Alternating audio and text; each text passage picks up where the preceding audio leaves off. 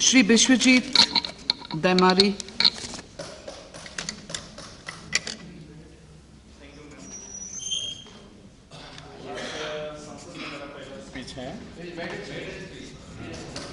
I don't want to interrupt you, so please conclude in 5 minutes. जरूर ma'am. तो यहाँ आकर आज संसद में जो बॉम्बे में हादसा हुआ है, इसको लेके सारा पॉलिटिकल पार्टी एक साथ हमारे देश के भविष्य के लिए जो यह विचार विमर्श कर रहा है, इसको देख के अच्छा लगा है। तो बॉम्बे में जो हुआ है, इसमें सिर्फ मेरा कहना यह है कि हम केंद्रीय सरकार के तरफ से या गृह मंत्रालय की तरफ से जो सेंटर का इंटेलिजेंस एजेंसी है, उसको थोड़ा सा इम्प्रूव करना है, इसको नेटवर्क को थोड़ा इम्प्रूव करना है। बाकी स्टेट का जो पुलिस फोर्स है इंडिया का, उसको थोड़ा सा इम्प्रूव करना जरूरी है, मॉडर्नाइज करना जरूरी है। आज के ज़माने में भी हमारे इंडिया के राज्यों के जो पुलिस फोर्स हैं, वो पुराना स्टाइल में है। उनका जूते से लेके उनका जो पेन शर्ट है, उनका जो आर्म्स एम्यूनेशन है, सब पुराना है। और आजकल का जो आतंकवादी है, जो एक्सट्रीमिस्ट लोग होता है, उनके हाथ में बहुत ही सोफिस्टिकेटेड आर्म्स होता है। सो इसको देख के सेंट्रल गवर्नमेंट की तरफ से भारत के हर स्टेट का जो पुलिस फोर्स है, उसको मॉडर्नाइजेशन करने में सहायता देना चाहिए।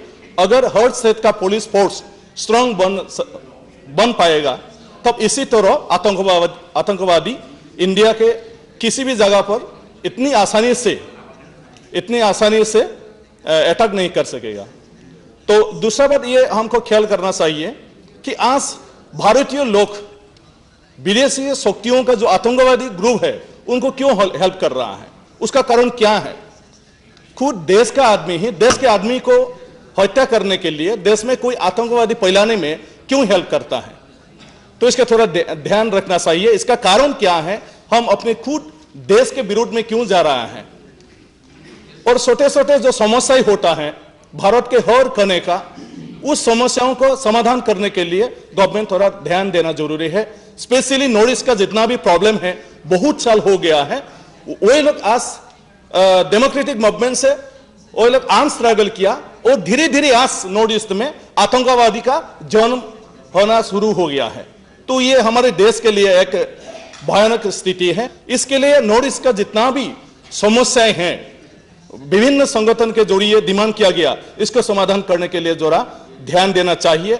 आज बहुत साल हो गया, नागालैंड के एनएसएन के साथ बात कर रहा है, लेकिन बात के ऊपर बात करने के बाद भी आज भी कोई समस्या समाधान का सूत्र नहीं निकल पाया है।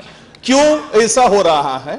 6 महीना के बाद बात करता है, इसके बाद फिर 6 महीने बाद बात किया जाता है। क्या बात किया जाता है पता नहीं। सारा एक्सट्रीमिस्ट लोग आर्म्स लेके आज नॉर्थ ईस्ट में कैंप करके बैठा रहा है, आर्म्स लेके घूम रहा है, एक्सटर्शन कर रहा है। कभी कभी वही लोग भी इसी तरह टेररिस्ट का काम भी कर रहा है। तो हमारे एक्सट्रीमिस्ट के जरिए, हमारे देश के कोई आतंकवादी के जरिए, विद्रोही के जरिए दूसरे देश का जो आतंकवादी लोग हैं, ये लोग यहाँ एक्टिविटी करने के लिए मौका मिल रहा है। तो इसके ऊपर ध्यान देना बहुत जरूरी है। और हमारा लोग, हमारा भाई, हमारा बहन, हमारा बेटा बेटी क्यों आज एक्सट्रीमिस्ट बनने जाता है, इसका कारण क्या है, उसको देखना बहुत जरूरी है।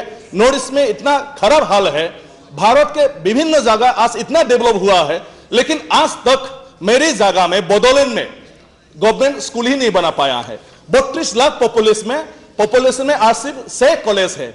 बहुत लोग आज 7 साल 8 साल उम्र में भी स्कूल नहीं देख रहा है। तो वहां लोगों ने खुद स्कूल बना के पढ़ा रहा है। तो इस स्थिति में, इस अवस्था में वहां के लोग गवर्नमेंट के प्रति, भारत सरकार के प्रति क्या चिंता होगा, इसको आप लोग खुद सोच सकता है। तो इसके ऊपर हमारा सरकार ध्यान देना चाहिए। अगर इस हर चीज को ध्यान देंगे तो इसी तरह का जो हादसा है उसको हम रोक सकेंगे। और विदेशी का एक बड़ा समस्या है, वहां का छात्र संगठन ने आगे मूवमेंट किया था, इसके बाद एकॉर्ड भी हुआ था। भारत सरकार ने एश्योरेंस दिया था कि वहां का विदेशी को शिनाख्त करके वापस भेज दिया जाएगा या ये पर एक्शन लिया जाएगा। लेकिन आज तक इतना साल हो गया, कौन देशी है कौन विदेशी है, इसके ऊपर कोई व्यवस्था नहीं लिया गया। तो आज बांग्लादेश से आकर आसाम में, नॉर्थ ईस्ट में बहुत लोग हैं, गवर्नमेंट भी इसके ऊपर स्टेटमेंट भी दिया है, लेकिन उसको हम ना देशी बनाएंगे ना विदेशी में रहेंगे। इसके लिए कानून है कि नहीं हमारे देश में। तो ये सब चिंता करने का जरूरी है।